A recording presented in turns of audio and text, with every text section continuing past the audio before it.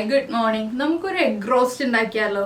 സാധാരണ egg roast ഉണ്ടാക്കുന്ന രീതിയിൽ നിന്ന് കുറച്ച് വ്യത്യാസങ്ങൾ വരുത്തിയിട്ട് വളരെ എളുപ്പത്തിൽ തയ്യാറാക്കാൻ പറ്റിയ നല്ല ക്രീമി ആയിട്ടുള്ള ഒരു എഗ് റോസ്റ്റ്. ക്രീമി എന്ന് പറയുമ്പോൾ നിങ്ങൾ വിചാരിക്കും തേങ്ങാപ്പാൽ ചേർക്കണോ, കാഷ്യൂനട്ട് ചേർക്കണോ, അങ്ങനെ എന്തെങ്കിലുമൊക്കെ ഉണ്ടാവുന്നു. പക്ഷെ തേങ്ങാപ്പാലും കാഷ്യൂനട്ടും തേങ്ങ അരച്ചതും ഒന്നും ചേർക്കാതെ വളരെ എളുപ്പത്തിൽ തയ്യാറാക്കാൻ പറ്റിയ ഒരു എഗ് റോസ്റ്റ് ആണ്. അപ്പോൾ നിങ്ങൾ ഇങ്ങനെ എഗ് റോസ്റ്റ് തയ്യാറാക്കി നോക്കിയിട്ടുണ്ടോ ഇല്ലയോ എന്ന് ഈ വീഡിയോയുടെ താഴെ ഒന്ന് കമന്റ് ചെയ്യാം കേട്ടോ. അപ്പോൾ എഗ് റോസ്റ്റ് തയ്യാറാക്കി നോക്കിയിട്ടില്ല എന്നുണ്ടെങ്കിൽ എഗ് റോസ്റ്റ് തയ്യാറാക്കി നോക്കിയിട്ട് അഭിപ്രായങ്ങളൊക്കെ കമന്റ് ചെയ്യുക. നമുക്ക് എങ്ങനെയാണ് നമ്മുടെ എഗ് റോസ്റ്റ് തയ്യാറാക്കുന്നതെന്ന് നോക്കാം. നമുക്ക് നമ്മുടെ ഇൻഗ്രീഡിയൻസ് നോക്കാം. ഞാനിപ്പോൾ 3 മുട്ടയാണ് വേവിച്ചെടുത്തിട്ടുള്ളത്. അതിലേക്ക് 3 സവോള എടുത്തിട്ടുണ്ട്, ഒരു തക്കാളിയുടെ പകുതി എടുത്തിട്ടുണ്ട്, ഒരു വലിയ പീസ് ഇഞ്ചി ചതച്ചെടുത്തിട്ടുണ്ട്, പിന്നെ കറിവേപ്പിലയാണ് എടുത്തിട്ടുള്ളത്. അപ്പോൾ സവോള എടുക്കുമ്പോൾ അത്യാവശ്യം ഒരു വലിപ്പമുള്ള സവോള എടുക്കുക കേട്ടോ. വലിയ സവോളയാണെന്നുണ്ടെങ്കിൽ 1.5 സവോള മതി, ചെറിയ സവോളയാണെന്നുണ്ടെങ്കിൽ 3 സവോള എടുക്കാം. പിന്നെ തക്കാളി നിങ്ങൾക്ക് പുളി അനുസരിച്ച് എടുക്കാം. ഞാനപ്പോൾ ഒരുപാട് പുളിയുള്ള രീതിയിലല്ല ഈ ഒരു കറി ചെയ്യുന്നത്, അത്യാവശ്യം ചെറിയൊരു പുളിയുള്ള രീതിയിൽ. അപ്പോൾ പകുതി തക്കാളി എടുത്തത് അതുകൊണ്ടാണ്. അപ്പോൾ നമുക്ക് പിന്നെ ചെയ്ത് വെക്കേണ്ട ഒരു കാര്യം എന്താണെന്ന് വെച്ചാൽ ഒരു ചെറിയ പീസ് പട്ടയും 3 ഗ്രാമ്പും ചേർത്ത് മിക്സിയിൽ ഒന്ന് തരിതരിപ്പായിട്ട് പൊടിച്ചു വെക്കണം. അതും കൂടി ചെയ്ത് വെച്ചിട്ട് വേണം നമുക്ക് കറി ഉണ്ടാക്കാൻ തുടങ്ങാൻ. ഇനി നമുക്ക് ഒരു ചട്ടി ചൂടാക്കിയിട്ട് അതിലേക്ക് വെളിച്ചെണ്ണ ഒഴിക്കാം. ഇപ്പോൾ നമ്മുടെ എണ്ണ ചൂടായി വന്നിട്ടുണ്ട്. ഇതിലേക്ക് നമുക്ക് ചതച്ച് വെച്ചിരിക്കുന്ന ഇഞ്ചി ചേർക്കാം. ഇഞ്ചി ചേർത്ത് ഇഞ്ചി ഒന്ന് ചൂടായി വരുമ്പോൾ നമ്മൾ ഫ്ലെയിം കുറയ്ക്കുക. ഇഞ്ചിയിലേക്ക് ഒരു 1/2 ടീസ്പൂൺ മഞ്ഞൾപ്പൊടി, ഫ്ലെയിം കുറച്ച് വെച്ചിട്ടാണ് കേട്ടോ ചേർക്കാനായിട്ട്. ആ മഞ്ഞൾപ്പൊടി ഒന്ന് ചൂടായി തുടങ്ങുമ്പോൾ 1.5 ടീസ്പൂൺ കാശ്മീരി ചില്ലി പൗഡർ, അതുപോലെ തന്നെ ഒരു 2 തണ്ട് കറിവേപ്പില, ഇത്രയും ചേർത്തിട്ട് നന്നായിട്ട് ഈ കാശ്മീരി ചില്ലി പൗഡറിൻ്റെ ആ റോ ടേസ്റ്റ് മാറുന്നത് വരെ ഒന്ന് ഇളക്കി കൊടുക്കുക. ഇനി ഇതിലേക്ക് നമ്മൾ ചേർക്കുന്നത് നമ്മൾ കട്ട് ചെയ്ത് വെച്ചിരിക്കുന്ന സവോളയാണ്. സവോള ചേർത്തിട്ട് ഇനി നന്നായിട്ടൊന്ന് വഴറ്റിയെടുക്കണം. സവോളയുടെ ആ റോ ടേസ്റ്റൊക്കെ മാറി സവോള ഒന്ന് കുക്കായി വരുന്നത് വരെ ഇളക്കി കൊടുക്കുക. ഇതിലേക്ക് ഇപ്പോൾ കുറച്ച് ഉപ്പ് ചേർത്ത് കൊടുക്കാം. ഇനി സവോള ചേർത്ത് കഴിഞ്ഞിട്ട് മുളക് പൊടി കരിഞ്ഞു പോയില്ല കേട്ടോ. സവോള ചേർക്കുന്നതിന് മുൻപേ നമ്മളൊന്ന് ശ്രദ്ധിക്കുക. ഇനി ഫ്ലെയിം കൂട്ടി വെച്ചാലും കുഴപ്പമില്ല, ഹൈ ഫ്ലെയിമിൽ വെക്കരുത്, മീഡിയം ഫ്ലെയിമിൽ വെച്ചിട്ട് നമുക്ക് സവോള വഴറ്റിയെടുക്കാം. ഞാനൊരു 1/2 ടീസ്പൂൺ ഉപ്പും കൂടി ചേർക്കുന്നുണ്ട്. ഇനി സവോള ഒന്ന് കുക്കായി വരട്ടെ, അതുവരെ നമ്മളൊന്ന് ഇളക്കി കൊടുക്കുക. എണ്ണ കുറവാണെങ്കിൽ എണ്ണ ചേർത്ത് കൊടുക്കുക. അപ്പോൾ സവോള കുക്കായി വരാൻ ഒരു 5 മിനിറ്റൊക്കെ എടുക്കും. അത്രയും സമയം നമ്മളൊന്ന് ഇളക്കി കുക്ക് ചെയ്തെടുക്കുക.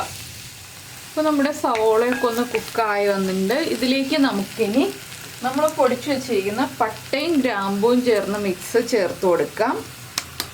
ഇതിലേക്ക് നമ്മുടെ തക്കാളിയും കൂടി നമുക്ക് ചേർത്ത് കൊടുക്കാം.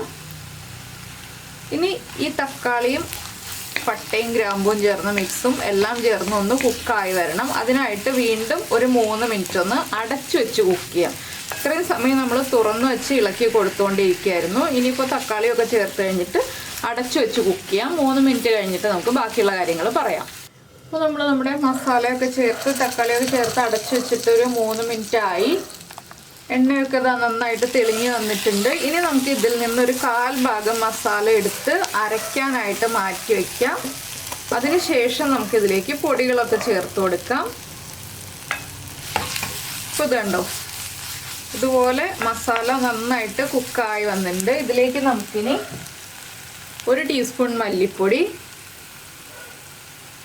1/2 ടീസ്പൂൺ പെരിഞ്ജീരകം പൊടിച്ചത്, ഫ്രഷായിട്ട് പൊടിച്ച പെരിഞ്ജീരകമാണ്, പിന്നെ ഒരു 1/2 ടീസ്പൂൺ ഗരം മസാലപ്പൊടി, ഇത്രയും ചേർത്ത് നന്നായിട്ട് ഇളക്കി ഒന്ന് കുക്ക് ചെയ്തെടുക്കാം. ഈ മസാലപ്പൊടികളെല്ലാം ഒന്ന് കുക്കായി വരണം.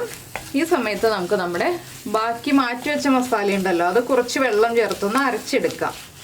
അപ്പോൾ ഈ പൊടികളൊന്ന് കുക്കായി വരട്ടെ. ലോ ഫ്ലെയിമിൽ വെച്ചിട്ട് 1 മിനിറ്റ് ഒന്ന് ഇളക്കി കൊടുക്കുക. അപ്പോൾ പൊടികൾ കുക്കായി വരും.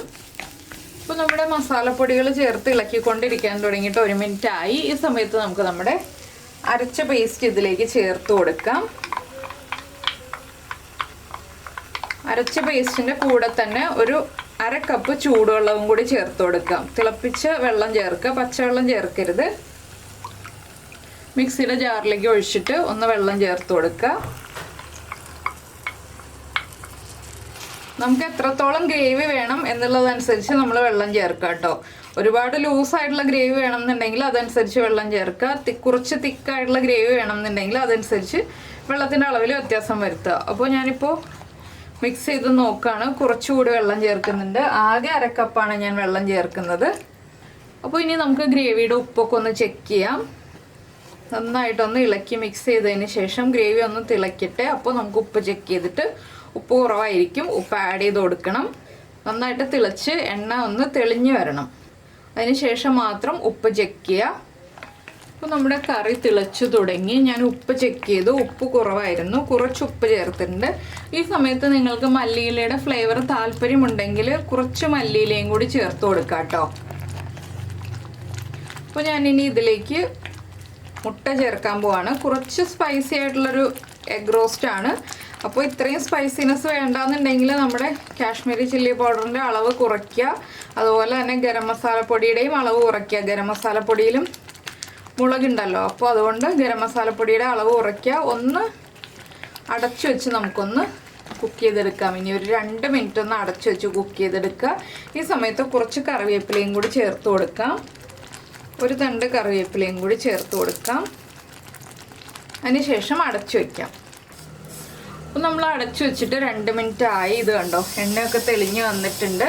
കറി ഒന്ന് ഇളക്കി മിക്സ് ചെയ്ത് വരുമ്പോൾ നല്ല കുറുകിയ ഗ്രേവി ആയിട്ട് റെഡി ആയി വന്നിട്ടുണ്ട്. ഇത്രയേ ഉള്ളൂ നമ്മുടെ എഗ് റോസ്റ്റിൻ്റെ പരിപാടി. വളരെ ഈസി അല്ലേ? തേങ്ങ വേണ്ട, തേങ്ങാപ്പാൽ വേണ്ട, ഒന്നും വേണ്ട. വളരെ എളുപ്പത്തിൽ നമുക്ക് കുറച്ച് സവോളയും ഒരു തക്കാളിയുടെ പകുതിയൊക്കെ ഉണ്ടെങ്കിൽ ഇതുപോലെ എഗ് റോസ്റ്റ് റെഡിയാക്കി എടുക്കുക. അപ്പോൾ നിങ്ങൾ ഇതുപോലെ എഗ് റോസ്റ്റ് ഉണ്ടാക്കിയിട്ടില്ലെങ്കിൽ ഉറപ്പായിട്ടും ട്രൈ ചെയ്യൂ കേട്ടോ.